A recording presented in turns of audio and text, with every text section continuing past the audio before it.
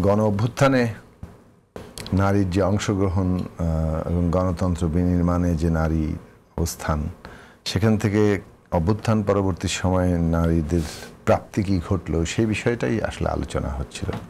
ফলে এক প্রশ্নের জবাবে উপদেষ্টা মাহফুজ আলম এই কথাটা বলেছেন যে এটা তো ঘটছে, নানাভাবে নারীর বিরুদ্ধে হয়রানি কিংবা এমনকি হামলার ঘটনা, মব তৈরি করা, নানাভাবে তাদের বিরুদ্ধে তো একটা সোশ্যাল মিডিয়াতে নানান রকম তাদের গালিগালাজ, বুলিং যাকে বলে, নানাভাবে তো সেটা আছে।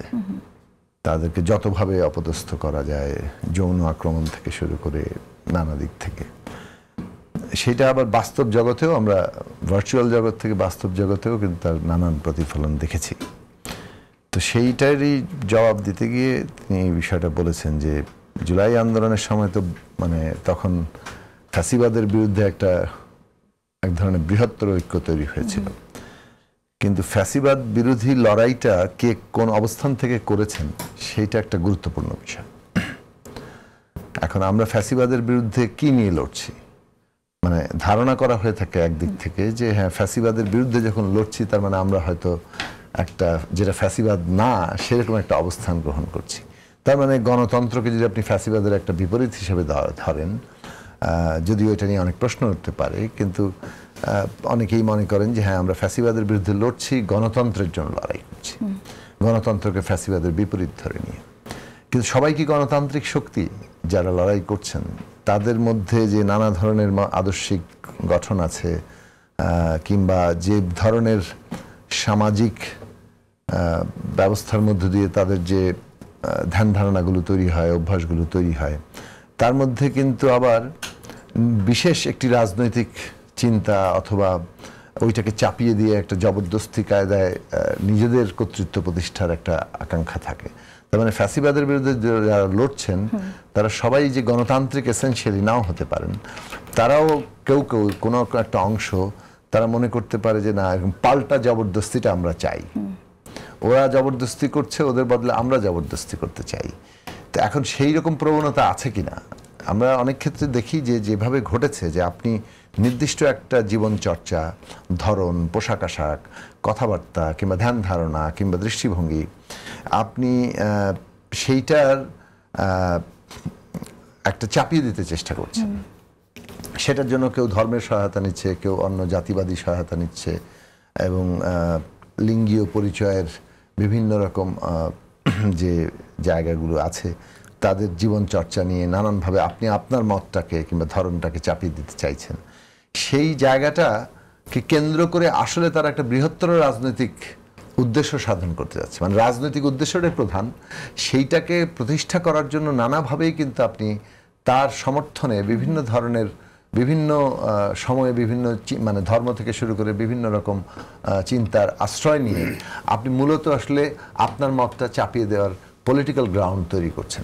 সেই রকম জায়গা প্রবণতা কি আছে? আমরা বলবো আছে, এবং সেটা আছে বলেই ওই কথাটা ওই দিক থেকে প্রাসঙ্গিক যে অনেকেই কিন্তু যারা ফ্যাসিবাদের বিরুদ্ধে লড়াই করেছেন এবং যারা নানাভাবে মজলুম হয়েছেন, আক্রমণের শিকার হয়েছেন, অত্যাচারের শিকার হয়েছেন, তারা আবার যখন ক্ষমতার মানে পাচ্ছেন তারা নিজেরা ঠিক ওই রিভার্স জায়গাটাতে যাচ্ছেন আর কি, যে আচ্ছা আমরা এবার এই কাজটা করব, আমাদের হাতে ক্ষমতা আছে।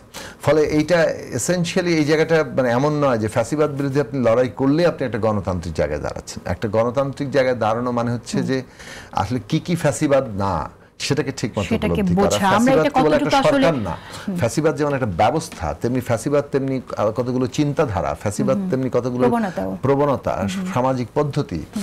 তার মধ্যা বিষয়টা ছিল কোনো কিছু জবরদস্তি করে চাপিয়ে দেওয়াই কিন্তু ফ্যাসিবাদী লক্ষণের একটা গুরুত্বপূর্ণ জায়গা। আপনি কোনো জবরদস্তি করতে পারবেন না, এইটা যে মূল জায়গা। এবং সেটা এমনকি ধর্মীয় দিক থেকে যদি ইসলামের কথার জায়গা বলেন, জবরদস্তির কোনো জায়গা কেউ যদি জবরদস্তি না করে কনভিন্স করার চেষ্টা করে, হয়তো এমনভাবে ব্যাখ্যাটা সামনে আসে, সেই ব্যাখ্যাটার বিশ্লেষণ করার ক্ষমতা তার নেই, সে হয়তো মোহিত হয়ে যাচ্ছে, সেটাকে আমরা কিভাবে ব্যাখ্যা করব? না, সেগুলো তো বললাম যে ফ্যাসিবাদ কিন্তু মোহিতও করে, মানে আপনি ফ্যাসিবাদ একটা সমাজে জনপ্রিয় হয়, যেমন কিন্তু আমরা দেখেছি মানে শেখ আপনি মুজিবের নামে একসময় মোহিত করা বহু, হয়েছে। এটা পৃথিবীর বিভিন্ন দেশে দেখবেন যে ফ্যাসিবাদ তখনই হয় যখন সে মতাদর্শিকভাবে একটা সম্মতিও আদায় করে নেয়, কিন্তু সে শুধু সে এটা ঠিক যে আলটিমেটলি চূড়ান্ত ফ্যাসিবাদের চেহারাটা দ্বারা একটা একচেটিয়া মানে সন্ত্রাসী একটা আধিপত্য, মানে অর্থাৎ বল প্রয়োগ করে ত্রাসের রাজত্ব কায়েম করা, কিন্তু ওইটাই তার একমাত্র চেহারা না। কিন্তু ওই চেহারাটা আসে সে তার বিরোধ দমন করার জন্য, কিন্তু সে প্রাথমিকভাবে চেষ্টা করে একটা সম্মতি আদায় করতে, মানে মানুষের মধ্যে থেকেই সে সমর্থন আদায় করতেছে, নিজেকে জনপ্রিয় করে তুলছে। সেই জনপ্রিয় করার ক্ষেত্রে এটাই কি বলে যে ওই জনতুষ্টিবাদ আর কি, মানে নানাভাবে মানুষের যে সমস্ত ধ্যান ধারণাগুলো আছে, যেগুলো সমাজের মধ্যে নানা কারণেই বাসা বেঁধে থাকে, যেগুলো কখনো অনেক সময় নিপীড়নমূলক, সেটাই মানুষ মানে অনেক ক্ষেত্রে নিজে উপলব্ধিও করতে পারেন না, সেই জায়গাগুলোকে তারা নানাভাবে কাজে লাগায়। এবং নানা ধরনের ইনসিকিউরিটি, মানে আপনি মানে দেখবেন যে জাতিবাদী যখন হয় কিংবা বর্ণবাদী যখন এটা তৈরি হয়, তখন এক দলকে আপনি খেপিয়ে তুলছেন, হ্যাঁ, যে ওরা শক্তিশালী হয়ে যাচ্ছে, ফলে তখন কিন্তু তোমার অবস্থা থাকবে না। সুতরাং আপনি তাকে আগাম খেপিয়ে তুলে, মানে কিংবা ধর্মের দিক থেকে আপনি খেপিয়ে তুলছেন, এবং সেই জায়গাটা যখন মানুষের একটা বেশ জনপ্রিয়তার জায়গা পায়, সেইটাকে ভিত্তি করে আপনি যখন আবার জবরদস্তি কায়েম করতে চান, তার মানে আপনি একটা পাল্টা ফ্যাসিবাদী জায়গায় কায়েম করছেন। তো গণতান্ত্রিক জায়গায় মানে হচ্ছে যে হ্যাঁ, এখন কেউ যদি ধরুন নিজের কথা মানে দাওয়াত দেয়, সেইটা তো আপনি ঠেকাতে পারছেন না, তখন ওটাকে আপনাকে পলিটিক্যাল মোকাবেলা করতে হবে, আপনাকেও পাল্টা দাওয়াতে যেতে হবে, অথবা আপনার সেই করার অধিকার থাকতে হবে। ওই স্পেসটা থাকা দরকার। প্রত্যেকের বক্তব্য দেওয়ার অধিকার যেহেতু আমরা স্বীকার করছি, আমার বক্তব্য দেওয়ার অধিকার থাকলে আপনারও বক্তব্য দেওয়ার অধিকার আছে।